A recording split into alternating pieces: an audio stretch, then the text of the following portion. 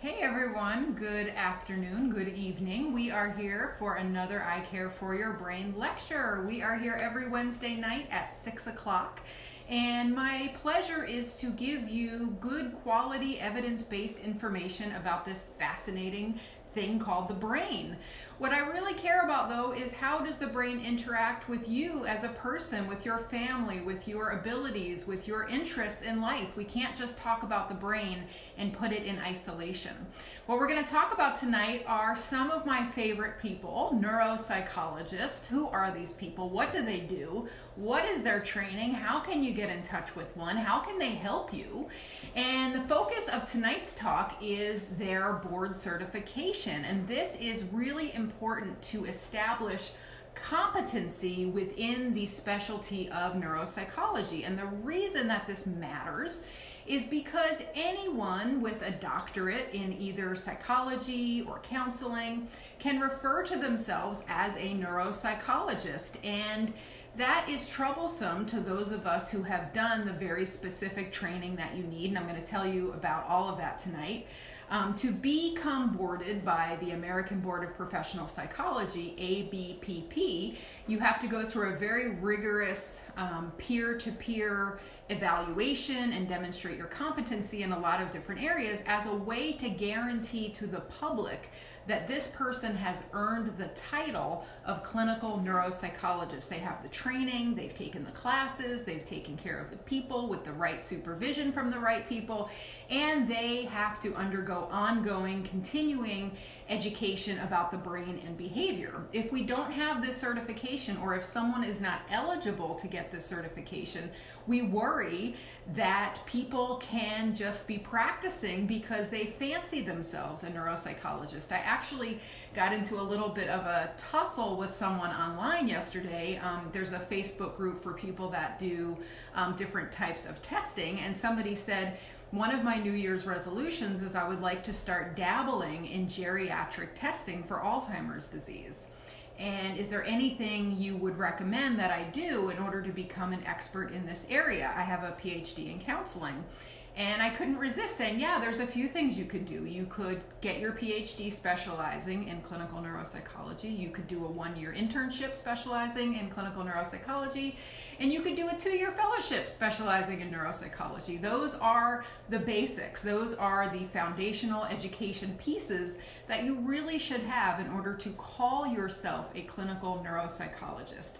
So what is this subspecialty, clinical neuropsychology? We are clinical psychologists who have specialization in the brain and behavior. Disorders in the brain, the central nervous system, and how they impact cognition, your thinking, your memory, your word finding, comprehension, processing speed, visuospatial skills, all that important stuff, but also your mood, your adaptation, your adjustment, and your behavior. Your functions, your ability to be independent and to live a life of significant quality. We try to use our understanding of the brain to do thorough, comprehensive assessments. A lot of times we use paper and pencil testing. Sometimes we use computer testing. Clinical interviews, an in-depth review of people's medical records, an understanding of how medications and supplements and vitamins affect the brain. We work in all sorts of different settings. We treat all the way from little baby infants all the way up to older adults over the age of 95.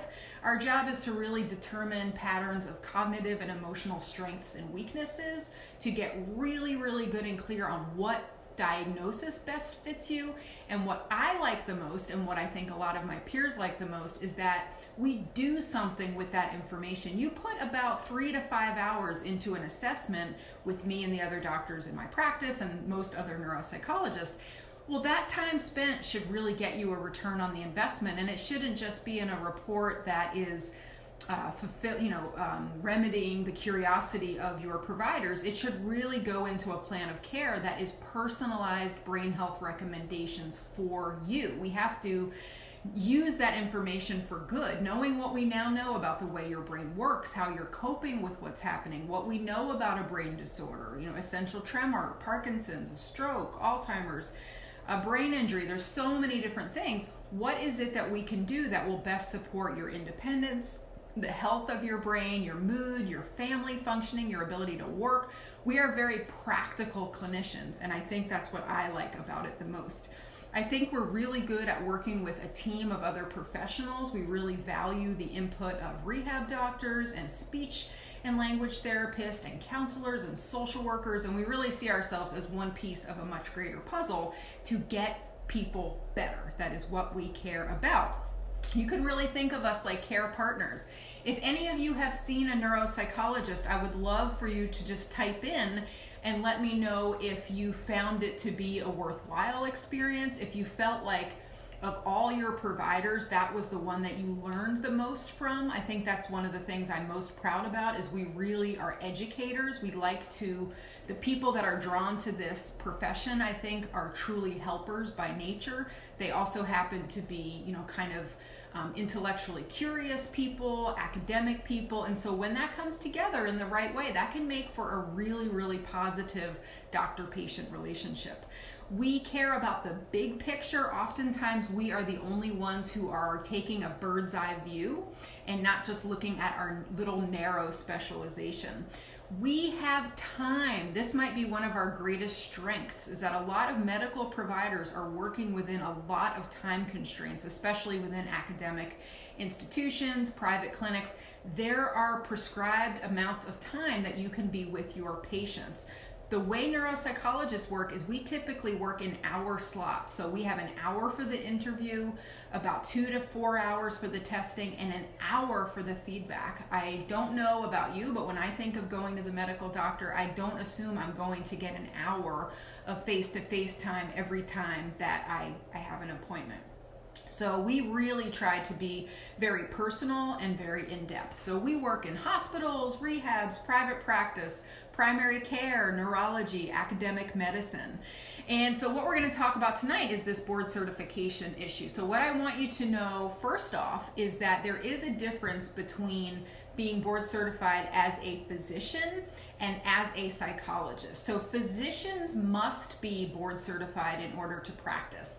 Psychologists do not have to. It is voluntary, okay? One reason is because in the world of medicine, there is a very established uniformity in training and education. And so there are kind of standards that have been set for a while. Within psychology, there has been much more variability. So we kind of needed the boarding process to make sure we could guarantee everybody was really functioning and practicing at the highest possible level.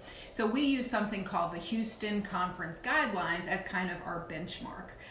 We seek board certification as psychologists because we want to establish our competency and really uphold the highest standards to the public. We want you to know that when you come to see someone with that ABPP at the end of their name, or if they are what we call board eligible, which means that they are either in the process of getting boarded, that they are eligible to go through this process, that these are the people that you can have faith in that have received the highest level of education and training.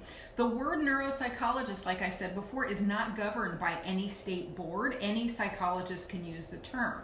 So who actually does the certifying? Well, there are a few different boards, but the one that I think is most respected, that you can't just pay money to buy into, there is an objective credential review, and you have to go through many different steps, is the American Board of Professional Psychology. That's that ABPP. And they really serve the public by promoting the wanting to really make sure that psychological services and the people that deliver them are as strong as they can possibly be, and they use examination and the certification process to establish that. It was founded in 1947, and there are 15 different types of specialization that you can do. Within clinical neuropsychology, there's also pediatric neuropsychology, and that's just very recent. But the reason that matters is because when you're in the world of neuropsychology, there are two roads that are presented to you very, very early on, and it's either kids, pediatrics, or adults and older adults. So if you know about me, I'm definitely on this road. I don't see anyone under the age of 18. I wouldn't know what to do with them. Besides being a parent myself, I really have no background in developmental psychology, developmental neurology. It's a whole other animal. So you want to see someone, and there are some people who can kind of walk the line of the whole lifespan, but typically you're going to find people are kind of either or. So what ABPP wants to do is guarantee both foundational and what they call functional competencies. So foundational competencies, there's 8 of each. These are basically guaranteeing that people act in service of professionalism, right? This is that you have ethics, that you have values, you understand the role of a psychologist, you try to act with integrity and responsibility. We also want to make sure that people are taking care of themselves. Sometimes psychologists can really run themselves into a ground. They don't understand boundaries. They don't manage to take care of themselves. The next one is scientific knowledge and methods. We need to guarantee that people who claim to be a board-certified psychologist are really making their decisions based on research and not just a magazine article that they read. We need to make sure that they understand the biological basis of behavior. They have respect for scientifically derived information. They read journal articles. They understand the current state of the literature. Next one is relationships, having skills and understanding how people work together. We sometimes wish, I think, all of our doctors had to take a class in that, understanding how families work. The next one is individual and cultural diversity. It's very important to recognize that not everyone comes from the same point of view. And man, wouldn't that be boring if that was the case? We have to have awareness and sensitivity and skill to recognize that people come from all sorts of backgrounds and that those personal differences make an impact on mood, behavior, the way we talk about symptoms, the way we hold our bodies, the type of word choices that we use. So we can't, be insensitive to that. That's really important. We have to understand that we work with other disciplines. We are not operating in isolation. We have to be able to respectfully interact with other professionals. And last one is evidence-based practice. So again, that gets back to the idea that you keep up with the research literature and you're always integrating that into your practice. So how many of you listening would want your doctors to have all of those foundations, maybe especially your psychologist? I think that goes without saying that if you value those things and you think that they're important, you would want to be able to communicate that to the public, right? So within functional competencies, there's 8. And what this really means is, what does the psychologist do? So this is that we have expertise in assessment. So this is the testing that we do, that we understand intervention, right? What are therapies? What are treatment recommendations? That we know how to provide consultation to other professionals about what we do. We understand how good quality research is generated. We understand how to supervise other people, how to teach people, mentor people. We understand management and administration to the degree that we can support the delivery of our services in any setting, right? I'm in a private practice. I've worked in academic medical settings, in the VA. You have to be able to work with your system in order to really help your patients. And the next one, which is critical, is advocacy. You have to understand that people live within a social system, a political system, a cultural system, an economic system. And if you don't understand the system level, you're probably not going to be that helpful.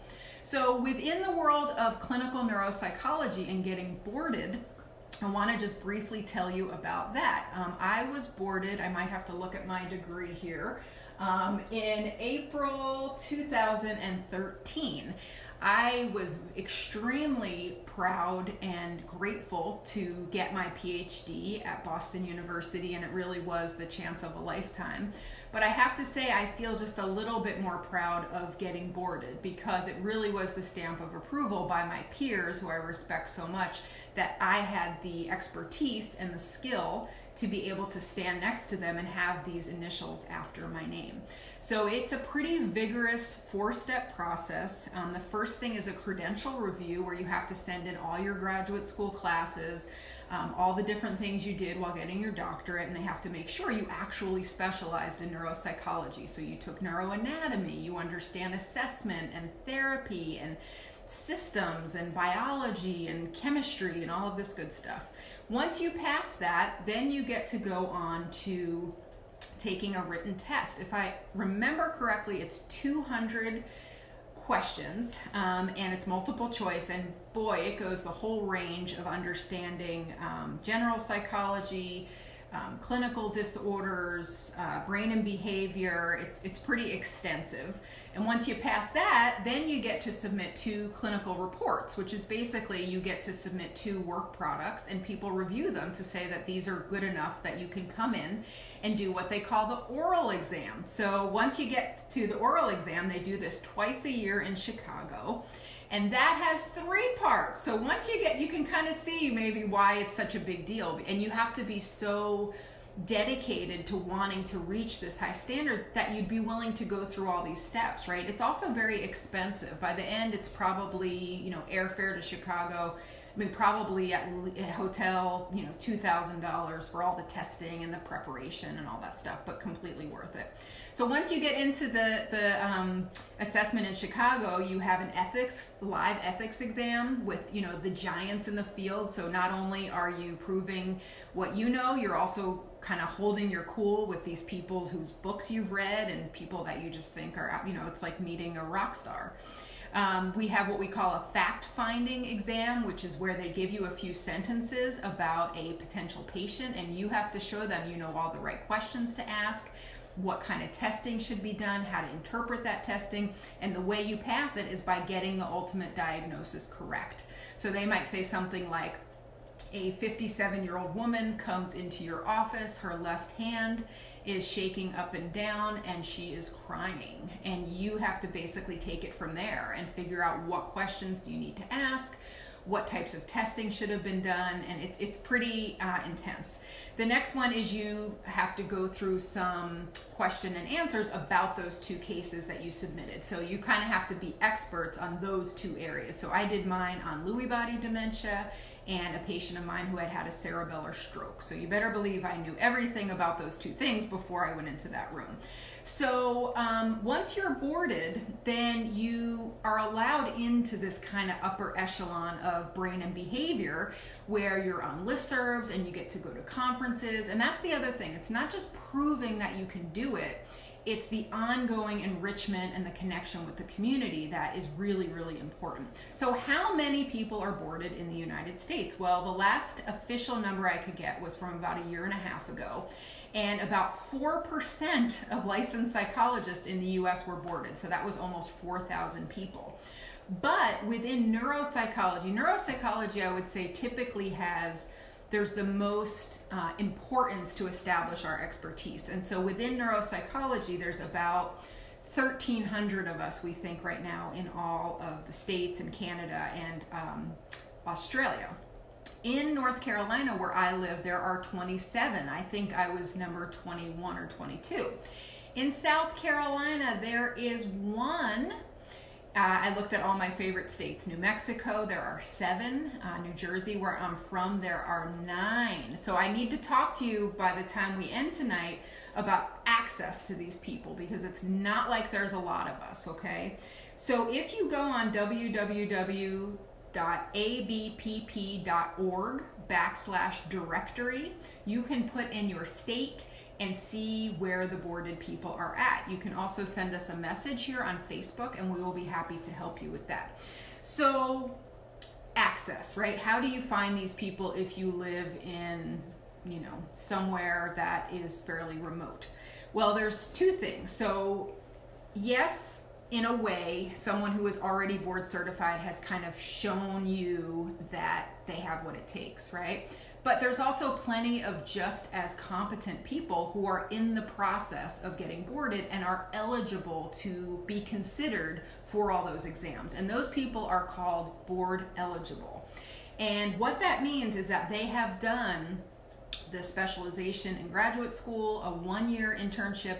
But what's really an important question to ask as a member of the public is about their fellowship. Their fellowship is really where the rubber hits the road, and that's where we really start to practice independently and really know what we're doing.